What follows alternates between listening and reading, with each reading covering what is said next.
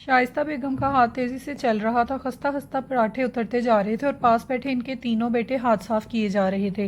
तवे पर से एक के बाद एक पराठा आ रहा था। ऊपर से फाखिर, हाशिर और नादिर के पास पड़ी हांडी में से एक के बाद एक पकोड़ा गायब होता जा रहा था। अचानक ख्याल आने पर मुड़कर हांडी देखते हुए मजबूर हुई थी। शर्म नहीं आई माँ के लिए खाली कड़ी छोड़ते हुए? मुझे एक भी पकोड़ा नहीं मिला। और मम्मा जी कहकर तीनों बोले, कड़ी पकोड़ा और पराठे आपके हाथ के हों तो छोड़ता कौन है? अरे नहीं यार, मेरी मम्मा तो कुछ भी पकाएं कमाल कर देती हैं। फाखिर मक्खन लगा रहा था। शाइस्ता बेगम का मूड बहाल हुआ। ये हकीकत थी कि इनके मेके से लेकर ससुराल तक इनके तरीके और खाने पकाने के सभी मौतरफ थे। मामा जी, नानो की मिस कॉल आ गई है। हाथ फोन उठाता हुआ नादिर माँ की तरफ लपका। उन्होंने नंबर मिलाकर हैंड फ्री लगा ली। ये रोज़ाना का मशगला था। इस वक्त फ़ोन करने आज इतवार की वजह से वो लेट हुई थी तो अम्मा ने मिस कॉल दे दी थी। लो जी अम्मा जी, क्या हो गया है? आप जैसी नरमिजाज सास तो मैंने देखी नहीं। आज मैं बच्चों को लेकर आ रही हूँ आपकी तरफ। ख्याल रखिए बहू बेटे को सुनाकर भेजना कि बेटों की वजह से खाना मिल जाता है, वरना तुम लोग तो भूखा मार दो। शाइस्ता बेगम का मसाला राउंड शुरू हो चुका था। वो डिक्टेशन दे रही थी। इनकी अम्मा के साथ साथ पास बैठे तीनों बेटे भी यही सुन रहे थे और सर भी धुन रहे थे। बचपन से लेकर आज तक उन्होंने यही देखा था। अब तो खैर दो की जॉब भी हो गई थी और जवानी पार किए भी कब काफ़ी अरसा गुजर चुका था। जबकि नादिर यूनिवर्सिटी में था। जवानी में बेवा होकर जिस तरह मर्दानावार हालात का मुकाबला करके उन्होंने बच्चों को काबिल बनाया था, वो काबिल तारीफ था। इस बात को सराहने वालों की कमी भी ना थी। लेकिन इस मुशक्क़त से इनके अंदर जो कमी पैदा हो गई थी वो इससे बेखबर थी, या फिर बेखबर रहना चाहती थी। जैसे ही ये हुक्म मिला कि हम नानों की तरफ जा रहे हैं, गाड़ी बाहर निकालो, तो वो तीनों राजी पर चल दिए। बचपन से माँ के अचानक प्रोग्राम बनते दिखते आ रहे थे और ऐसे में नानू के घर जाकर वो बहुत इंजॉय भी करते थे। नुसरत बेगम दो बेटों के हिसार में निढाल सी लेटी हुई थी। तीसरा बेटा अपनी नई नवेली दुल्हन को मीके छोड़ने गया हुआ था। दोनों बहुएं किचन में जती हुई थी, जबकि इनके बच्चे फूफियों के बेदाम गुलाम बने खिदमत कर रहे थे और फूफियों के बच्चे माँ और मामू की गुफ्तगू सुनने में मसरूफ थे। अरे बस अहमद, मैं भी अगर तुम्हारी बीवियों जैसी होती तो कहाँ कुछ बचना था। ना बेटे लायक होते, ना घर बार का कुछ बचता। ये तो मुझे पता है कि आशिर के पापा के बाद कैसे जिंदगी गुजारी है।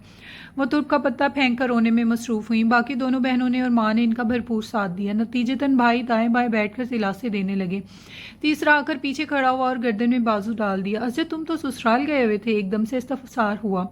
वो बाजी, मुझे अम्मा ने बता दिया था आप लोग आ रहे हैं, तो मैं निदा को दरवाजे से ही अंदर करके वापस लौट आया।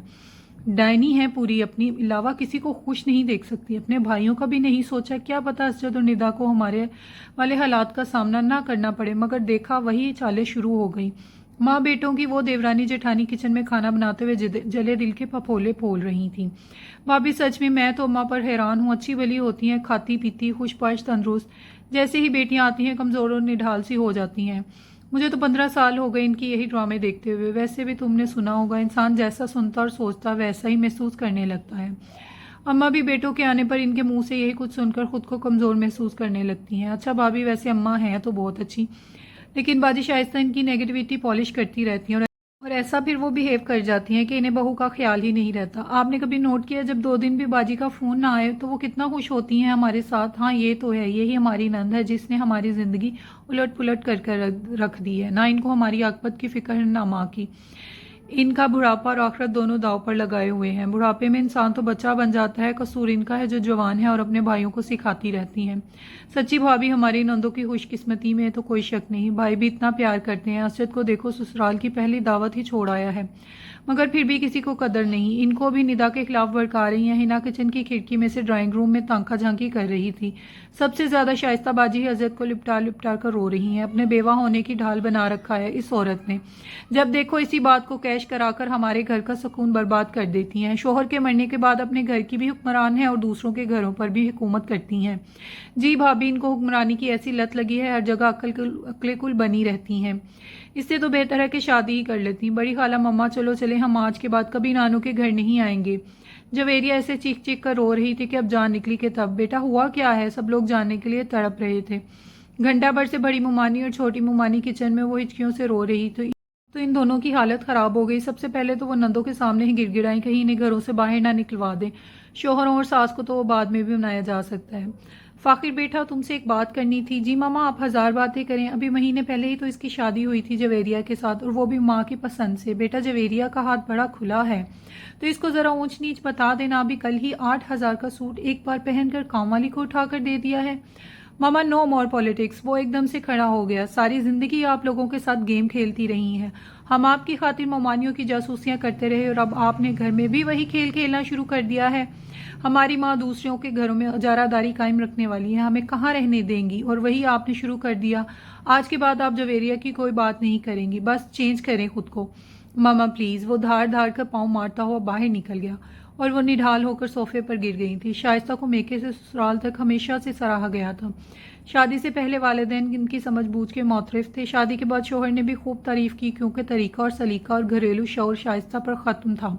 इन पर अल्लाह का कोई खास करम था जो हर जगह इनको पज़िराई मिलती थी। शादी के 8 साल बाद बेवा हो जाना बिलाशुबा बहुत बड़ा सानेहा था, मगर इसके बाद जिस तरह उन्होंने बेटों को परवान चढ़ाया और घर संभाला था, इस पर इनकी पहले से भी कई गुना ज्यादा तारीफ की गई, जिससे इनमें अजीब रौनक के साथ साथ अदम तहफ़्फ़ुज़ पैदा हो गया। कहीं ये मुकाम या तारीख मुझसे छीन ना जाए।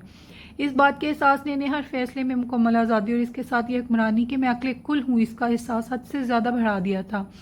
माँ भाइयों और बहनों को उन्होंने हमेशा ये कहकर जेर बार रखा था कि मुझे बाप के घर से बहुत मोहब्बत है, इसलिए मशवरे देती हूँ। हालांकि वो फैसले सुनाया करती थी। अपने घर के अलावा भाभियों के घर में हुक्म चलाने का नशा ऐसा था कि उन्होंने कभी गौर ही नहीं किया कि बेटे के पास बैठे हुए वो फ़ोन पर डिक्टेशन देती, भाभियाँ इकट्ठी बातें करती तो वो किसी न किसी बेटे को बातें सुनने भेज देती।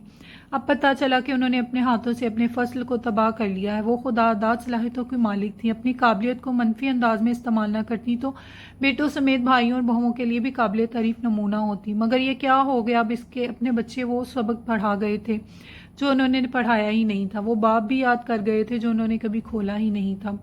वो बुत बनी बैठी थी, आंसू सफ़ेद दुपट्टे में गुम हो रहे थे। तुम्हें कैसे बताऊं जवेरिया, मुझे तुम तीनों से भी ज़्यादा प्यारी है। मैंने तो बात बर बात की थी, मगर मुझे पता चल गया है कि मैं अपने घर में अपने बेटों के साथ इनकी आली ज़िंदगी भूल कर भी डिस्कस नहीं कर सकती, कोई मशवरा नहीं दे सकती, ना अच्छा ना बुरा। जुर्म बड़ा था तो सज़ा भी बड़ी ही होनी थी। फिर से एतमाद बनाने में वक्त लगता है।